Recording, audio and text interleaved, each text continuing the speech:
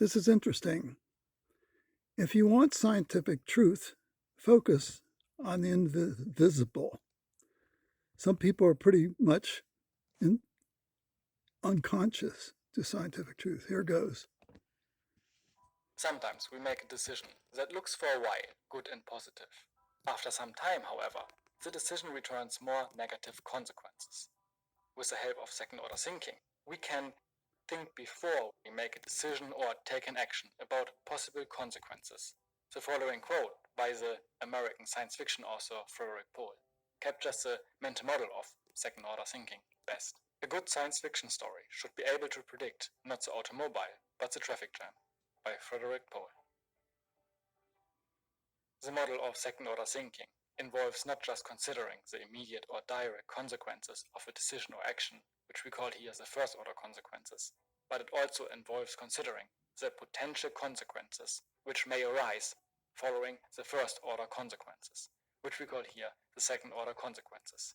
The second-order thinking can help us to avoid possible negative outcomes, which we just don't see when we only focus on the first-order consequences.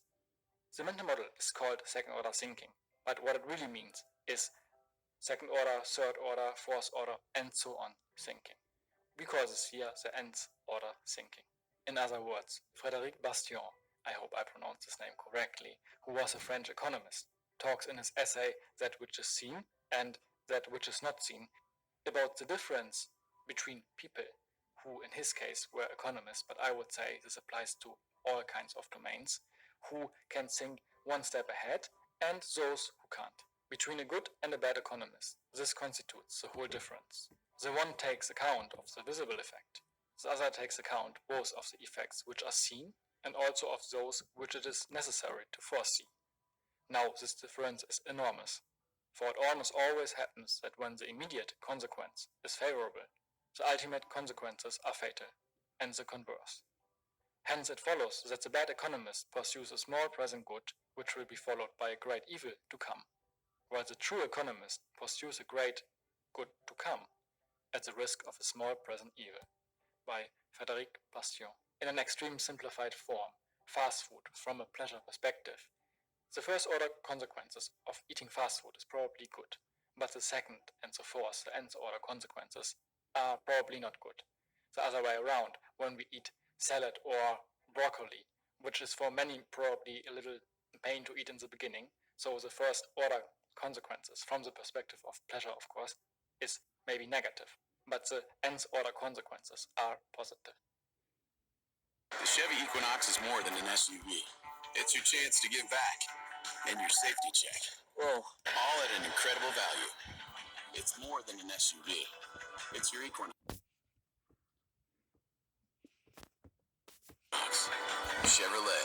Together, let's drive. This is compounded semaglutide. Some versions contain dangerous impurities and Second-order thinking requires much more work than first-order thinking. It is asking ourselves many questions about a certain decision or an action. For an example, when I do the second-order thinking by myself, I take the following steps. First, take the time to sit back and think, starting with the first-order consequences. Second, ask and then what for each first-order consequence. That's how we figure out the nth-order consequences. Keep repeating the question. And third, considering the aspects of time.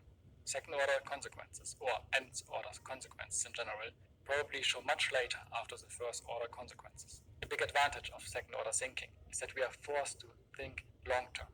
It could happen that in the process of second-order thinking, we discover a consequence which is unacceptable for us, which is like too negative. And then we can re-evaluate the decision or action we're about to take because it's maybe too risky in the first place, even if the negative, unacceptable consequence has a low probability to occur, but still, maybe it has such a drastic impact that we are not willing to make this decision or take this action in the first place. I notice when I do this kind of thinking by myself that I see causalities where there are probably none, and I'm naturally trying to predict. But reality is complex and foggy. We just can't predict or anticipate with certainty. Second order system, thinking about the invisible. What optometrists say is there's no second order. They say basically the fact that the eye controls its refractive state to the accommodation signal is invisible. We don't want to know it. We don't want to understand it. We want to pretend that there's no second order. It's intellectual blindness completely. Because in reality, the fundamental eye always does this, and has done it since evolution designed it. All eyes control their refractive state to the accommodation signal. It's a system. And if you can think that way, you can eventually understand that the first minus lens is the worst solution possible. Superficially, yeah, your vision's great. Second effect is your vision goes down because of the minus lens. That is second order system. In science, you'll see this. To the primate eyes, to analysis, all these things. But in every case, the optometrist in his office will deny it. And they're very effective at it because few people have the knowledge and wisdom to start prevention when they're at 20/20. Refraction is positive.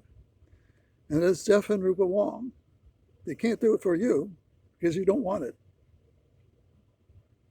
You don't employ any subtle second order thinking. And so you become the victim of the obvious minus lens because of its obvious effect. Spend time reviewing it and you realize that confined environments create the negative refractive state. Fixing a negative refractive state just makes it worse, far worse.